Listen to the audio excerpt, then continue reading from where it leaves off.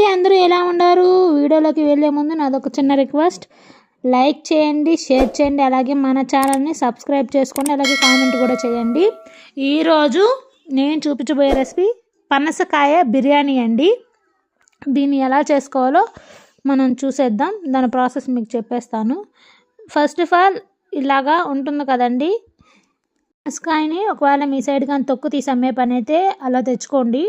లేకపోతే మీరు కానీ తొక్కు తీసుకోవాలనుకుంటే మాత్రం పైన ఉన్న దాన్ని ఒక చాకుకి కొబ్బరి నేను బాగా అప్లై చేసేసి తర్వాత కోసే మధ్య మధ్యలో కూడా ఒక్కొక్కరంత నూనె పూసుకుంటూ చాకి అప్పుడు కోసుకుంటే మీ చేతికి జిగడుగా అనేది అంటుకోదండి. దీనికి కొంచెం గమ్ములాగా ఉంటుంది. తొక్కు తీసేటప్పుడు లబ్బర్ గట్ సాగుతూ ఉంటుంది. అదేది మీ చేతికి అంటుకోకుండా స్మూత్గా అయిపోతుందండి. నాకంటే తొక్కు తీసింది దొరికింది, అందుకని మా హస్బెండ్ తీసుకొని వచ్చారు.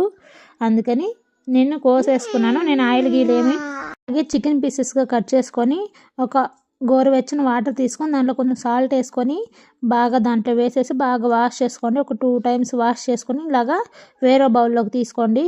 ఇది తీసి పక్కన పెట్టుకున్న తర్వాత ఏం చేయాలంటే మనము మిక్సీలోకి ఒక తెల్లగడ్డ, కొంచెం అల్లం, అలాగే కొంచెం ఎండు కొబ్బరి, కొన్ని ధనియాలు, కొన్ని మిరియాలు వేసి మిక్సీలో పట్టుకోండి.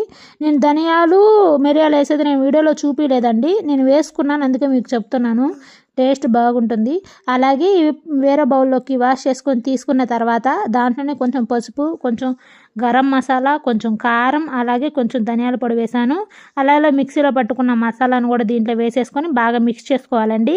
కొంచెం పెరుగు కూడా వేసుకొని, నేను పెరుగు వేయలేదు ఎందుకంటే అంగల్లో పెరుగు లేదంట, అంగళ్ళు మూసేసి ఉన్నారు అప్పుడు నేను చేసేటప్పటికి 2:30 అయిపోయిందండి ఈ బిర్యానీ చేసేటప్పటికి. అందుకని అలాగే మ్యాగ్నేట్ చేసుకొని ఒక 10 మినిట్స్ పక్కన పెట్టేసేయండి.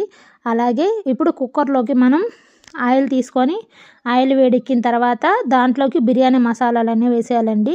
బిర్యానీ మసాలాలు అంటే మీకు తెలుసు కదండి, బిర్యానీ మసాలు బిర్యానీ ఆకు, పువ్వు, మొగ్గ అవన్నీ ఎత్తి దాంట్లో వేసేసుకొని ఇలాచీలన్నీ వేసుకొని బాగా ఏం చేసుకున్న తర్వాత ఒక ఉల్లిపాయ, పెద్ద సైజు ఉల్లిపాయని బాగా పొడుగుగా కట్ చేసుకోవాలండి. సన్నగా కట్ చేసుకొని బ్రౌన్ కలర్లోకి వచ్చిన తర్వాత కొన్ని జీడిపప్పులు వేసి అలాగే 3 టమాటాలు, 2 గ్రీన్ చిల్లీసు మిక్సీలో పట్టుకోవాలండి. పేస్ట్ చేసుకొని దీంట్లో ఆ ప్యూరిని వేసేసుకోవాలండి. పేస్ట్ని మొత్తం వేసేసుకొని బాగా మిక్స్ చేసుకోవాలి.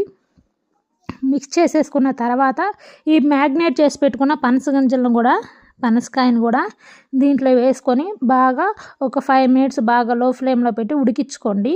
అంటే ఎక్కువేం కాదు, కొంచెం లైట్గా ఉడికితే చాలండి. కొంచెం లో ఫ్లేమ్లో పెట్టుకొని 5 మినిట్స్ ఉడికించుకున్న తర్వాత నేనైతే 2 కప్స్ వేసానండి బియ్యం. అయితే బాస్మతి రైస్ కాదండి, సోనా మసూరియాని ఎప్పుడైనా మనము బిర్యానీ చేసుకోవాలన్నా, నార్మల్గా రైస్ అయినా వండాలన్నా సరే ఒక 30 మినిట్స్ కంపల్సరీగా బియ్యాన్ని నానబెట్టాలండి. అప్పుడైతేనే సోనా మసూరి అనేది బాగా వస్తుంది. లేదా అప్పటికప్పుడుగా మనం నార్మల్ మసూరాలలాగా కడిగి అప్పటికప్పుడుగా పెట్టేసామనుకోండి స్టవ్లో జిగడగా, ఇప్పుడు పచ్చి బియ్యం ఉంటాయి కదండి ఆ టైప్లో జిగడ వస్తుంది. నేను మీకు చూపించిన కప్పుతో 2 కప్స్ బియ్యం వేసుకొని ఒక 30 మినిట్స్ ముందు నేను నానబెట్టేసుకున్నాను.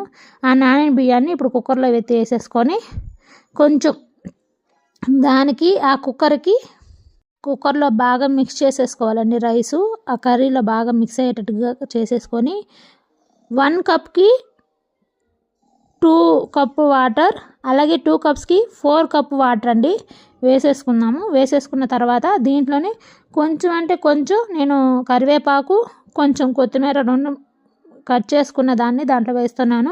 అలాగే ఒక నిమ్మదబ్బ రసం అయితే వేసేసాను. ఆ తర్వాత కొంచెం కుంకుమ పువ్వు ఉంటుంది కదండి, కుంకుమ పువ్వు రసం కూడా అయితే దాంట్లో వేసేసుకొని కొంచెం సాల్ట్ కూడా అయితే చల్లుకొని కొంచెం నెయ్యి కూడా వేసుకోండి. చాలా బాగుంటుంది. కుక్కర్లో చేస్తున్నాను కదండి, త్వరగా ఉడికిపోతుందండి. దీన్ని దమ్ముగా కూడా చేసుకోవచ్చు. దమ్ముగా చేసుకున్నట్టుగైతే ఖచ్చితంగా రైస్ బాగుంటాయి దానికి. ఇది కూడా బిర్యానీ చేసుకోవచ్చండి బియ్యంతో కూడా. చూడండి 3 విజిల్స్ వచ్చిన తర్వాత కుక్కర్లో విజిల్ అంతా వేయిన తర్వాత నేను మీకు చూపిస్తున్నాను బిర్యానీ ఎంత బాగా వచ్చిందో. అది కూడా చాలా నీట్గా ఉడికిందండి, చాలా కుక్ అయింది పనసకాయ కూడా.